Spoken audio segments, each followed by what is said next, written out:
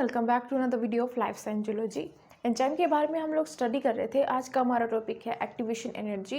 Enzyme को ही हम continue रख रहे हैं। ये एंजाइम पार्ट 2 है जिसमें हम एक्टिवेशन एनर्जी के बारे में जो है डिस्कस करने वाले हैं।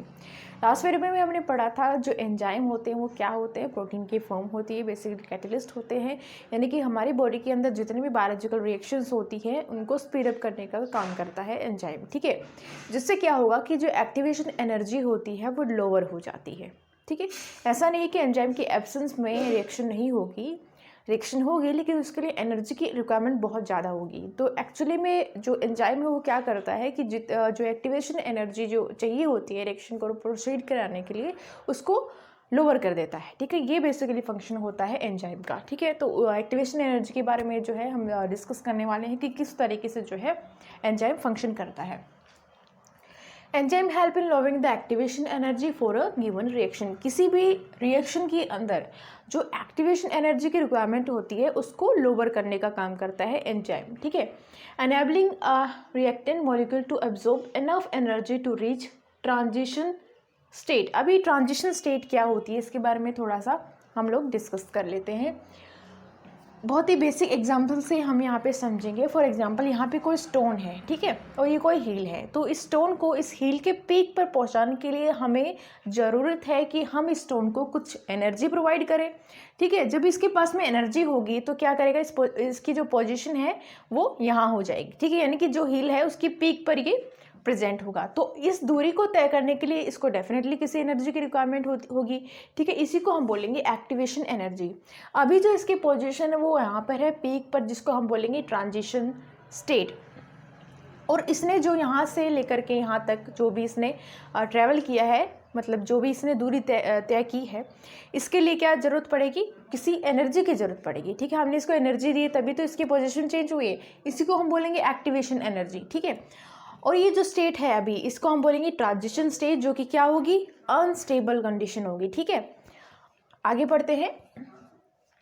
ट्रांजिशन स्टेट एक्चुअली में क्या है, when molecule have absorb enough energy for the bond to break. यानी कि अब क्या होगा, मॉलिक्यूल के पास में क्या होगा, एनफ एनर्जी होगी ताकि उसके बीच में जो भी बॉन्ड प्रेजेंट है उस मॉलिक्यूल में वो ब्रेक डाउन हो सके और नए बॉन्ड बन सके। ठीक है, यानी कि जो रिएक्टेंट है उसके जो बॉन्ड होंगे वो ब्रेक डाउन हो जाएंगे और नए बॉन्ड बन पाएंगे, तभी तो जो है प्रोडक्ट बन पाएगा। ठीक है, और इसी को हम बोलेंगे कि रिएक्शन हुई है, सर्टेन जो रिएक्शन है वो हुई है, क्योंकि जो रिएक्टेंट होगा वो अलग होगा, प्रोडक्ट होगा वो अलग होगा।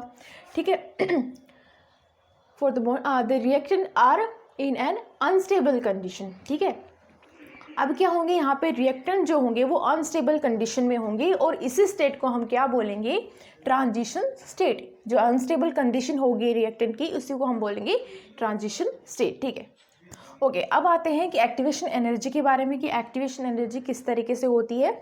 तो यहाँ पे हमने एग्जांपल लिया है, मान लीजिए कोई रिएक्टेंट है ए और बी। ठीक है, यहाँ पे ये रिएक्टेंट है ए और बी।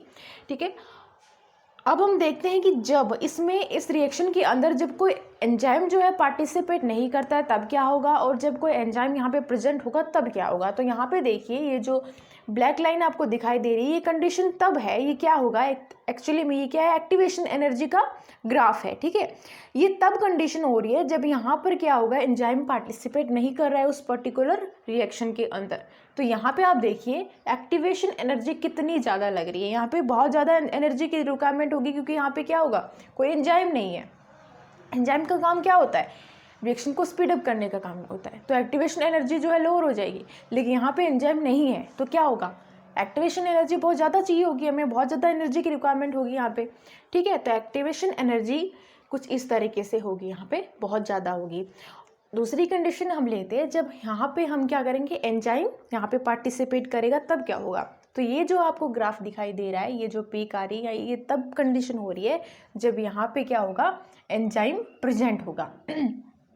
सॉरी, तो activation energy with enzyme lower. ठीक है, तो एक्टिवेशन एनर्जी क्या होगी, कम होगी, क्योंकि यहाँ पे एंजाइम प्रेजेंट होगा।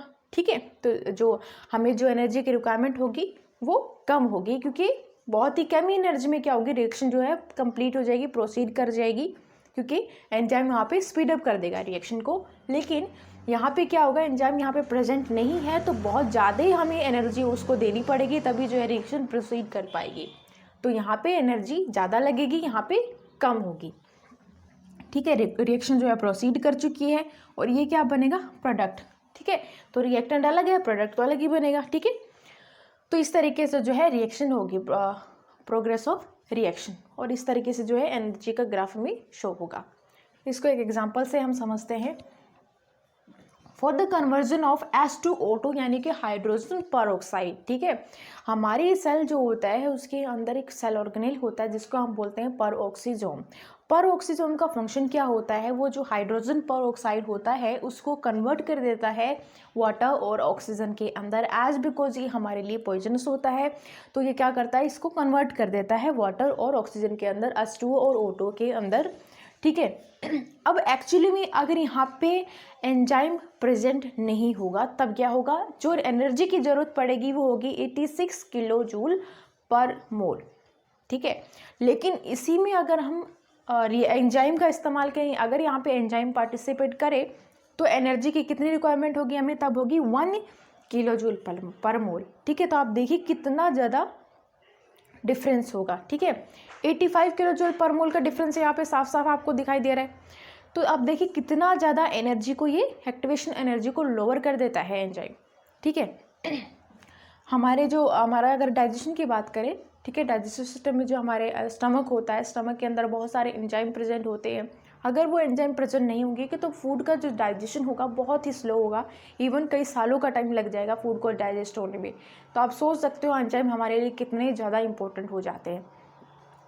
दूसरी बात ये भी है कि जो एंजाइम होते हैं उनको एक पर्टिकुलर टेम्परेचर चाहिए होता है, पर्टिकुलर पीएच चाहिए होता है, स्पेसिफिक पीएच, स्पेसिफिक टेम्परेचर पे ही जो है एंजाइम जो होते हैं फंक्शनल होते हैं। ठीक है, जब हम जनरल प्रॉपर्टी पढ़ेंगे एंजाइम की तब हम इन चीज़ों को डिस्कस करेंगे। अभी के लिए आप ये समझ लीजिए कि एक्टिवेशन एनर्जी का जो फिनोमेना है वो किस तरीके से होता है जब हम एंजाइम की बात करते हैं, तो और किस तरीके से जो एंजाइम है वो एक्टिवेशन एनर्जी को इफेक्ट कर रहा है, उसको लोअर कर रहा है। ठीक है, वापस से एक बार रिवाइज कर लेते हैं। एक्टिवेशन एनर्जी क्या होता है, enzyme help in lowering the activation energy for a given reaction, enabling reactant molecule to absorb enough energy to reach transition state. अभी ट्रांजिशन स्टेट क्या होती है, एक अनस्टेबल कंडीशन होती है मॉलिक्यूल की। ठीक है, या आप बोल सकते हो रिएक्टेंट की। इसमें क्या होगा, जो बॉन्ड है वो क्या कर देंगे, ब्रेक कर देंगे और नए बॉन्ड फॉर्म हो जाएंगे। ठीक है, तो ये स्टेट कैसी होगी, अनस्टेबल कंडीशन या अनस्टेबल स्टेट होगी, ट्रांजिशन स्टेट। ठीक है, बात करते हैं अब एक्टिवेशन एनर्जी की, किस तरीके से यहाँ पे चेंजेस हमें देखने को मिलेंगे। यहाँ पे रिएक्टेंट है ए और बी। ठीक है, रिएक्टेंट ए और बी है। जब हम एंजाइम नहीं देते हैं, मतलब कि अगर यहाँ पे एंजाइम प्रेजेंट नहीं होगा इस पर्टिकुलर रिएक्शन में, तब क्या होगा, आप देखिए एक्टिवेशन एनर्जी कितनी ज़्यादा है यहाँ पे। ठीक है, ग्राफ बहुत ज़्यादा यहाँ पे पीक पे जा रहा है। इसका मतलब यहाँ पे एनर्जी की रिक्वायरमेंट बहुत ज़्यादा होगी अगर एंजाइम प्रेजेंट नहीं है। तो एक्चुअली में फंक्शन क्या है एंजाइम का, कि वो रिएक्शन को स्पीड अप कर देता है, बहुत ही कम एनर्जी के अंदर जो है रिएक्शन प्रोसीड कर जाएगी।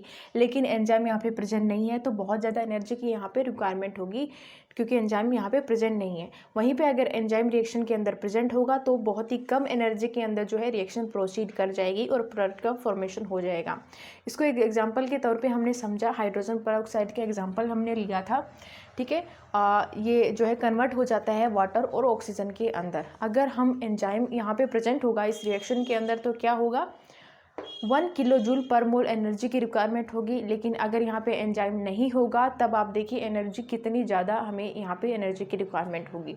तो बेसिकली यहाँ पे ओवरऑल हम क्या देखते हैं कि जो एंजाइम होता है उसका मेन फंक्शन क्या होगा, एक्टिवेशन एनर्जी को लोअर करने का फंक्शन होता है, और जो रिएक्शन होती है उसको स्पीड अप करने का काम करते हैं एंजाइम।